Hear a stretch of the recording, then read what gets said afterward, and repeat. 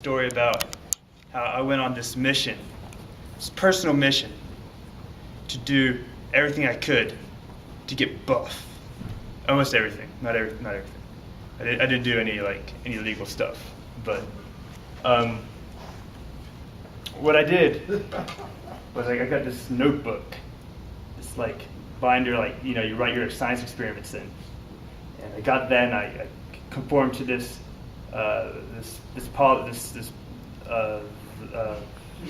workout schedule, and I got all these supplements, and I was taking them, and I was getting really excited. I created this fat-based diet, which is high in fats and cholesterol, a lot of eggs.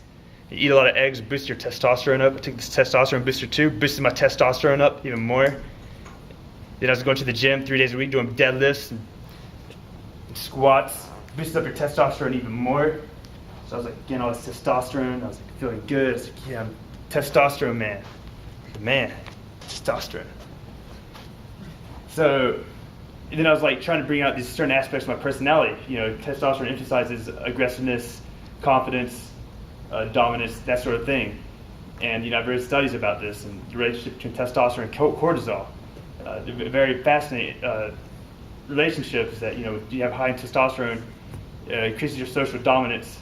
But if you're low in cortisol, but if you have high cortisol cuts off your testosterone, causes you to basically go down in social dominance. So it was very interesting to see how these biological factors play a role in your social life and how you communicate in public speaking and other aspects of your life. And I was doing everything I could to highlight these aspects of, when I was exercising, lifting weights. Your hand's very distracting, by the way. But I was doing everything I could to emphasize these aspects. So I was yelling in the car and stuff. I was trying to bring out my tonality, get the good voice in, and I was doing all that. But I really don't like it when you guys raise your hands. Just gonna be honest. It has a reverse snowball effect. It's every time you do it, my confidence just goes down. Testosterone does not work anymore. Stress, cortisol goes up. Anyway, that's pretty cool. What happened was I had to stop it because of some other factors like cortisol, and I had to do some stuff. But it was really interesting, very interesting to see the effects of nutrition and exercise can have on a lot of things. So. Amy Cuddy, Harvard Business School. Huh? Amy Cuddy at Harvard Business School. She wrote the study about testosterone and cortisol in terms of self-dominance. Oh, she read it? I can send you the article. I read it. Yeah, it was an article, right? Yeah, it was Yeah, I actually read that. research.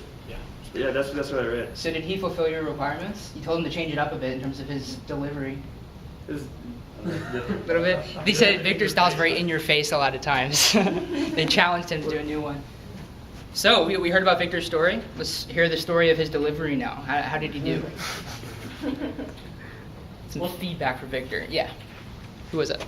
Let's focus on the first thing. So Victor said projection. Mark, how's it critique you two? How do you guys think the volume looking back there? I would hit it perfectly. The only thing I've got right more is eye contact. So you said the volume was about.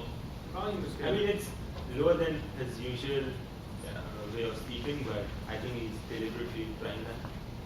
Okay. Victor, were you deliberately trying to have lower volume? Yeah, it was less. I don't know. I just had less confidence when I was giving the speech, so Okay, no problem.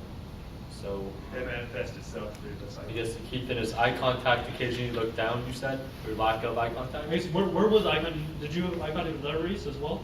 A bit. I feel like it'd be better if he hit this area more. So right, so it looks like back, left, back, right. Was the front good? But I had pretty good eye contact. Miller, did you have good eye contact? Yeah, he was looking at me and moving and looking while he was moving and looking. So I guess it's just the back, right, and back, left is where more eye contact needs to be at. I didn't know Yeah, your body movement's always spot on. You're hitting all your thirds perfectly, second nature to you completely. Any other positives, negatives, critiques that Dylan can put down in the sheet? You gotta keep those distractions on lockdown. Yeah, we have to say something about the ERS. You said we were distracting you. That's probably true. That's what he gets. You're normally fine, but you have to watch out for those. Anything else for Victor? Miller, did anything else? You varied your speed of delivery a bit. You had a few dramatic pauses. Your eye contact was pretty much at 100%. And you use lots of different hand gestures, so we're pretty good. We're pretty good there. Monty? Yeah, just a couple things.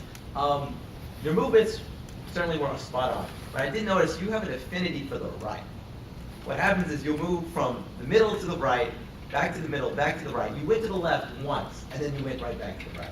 So I don't know if that's just something that's almost a little bit of critique. I don't know if that's too specific, but I thought that was just something that was kind of interesting. Maybe if you're doing a prepared speech later, just to keep it in mind. I guess I was the only one that laughed at testosterone then. I personally thought it was pretty funny. I felt alone. I was the only one that laughed, but I thought that was pretty interesting. You made, I don't know, did you try to smile on purpose? Or was that more of an angry face? I couldn't tell. I wasn't taking it seriously. Okay. But because one of the things we're trying to work on, right, is to move on from the drill instructor style of speech, the whole in your face kind of idea, and that's fine. Now, everyone has their own style of speech, but like we talked about last time, you're supposed to have a little bit of variation, when it depends on each topic.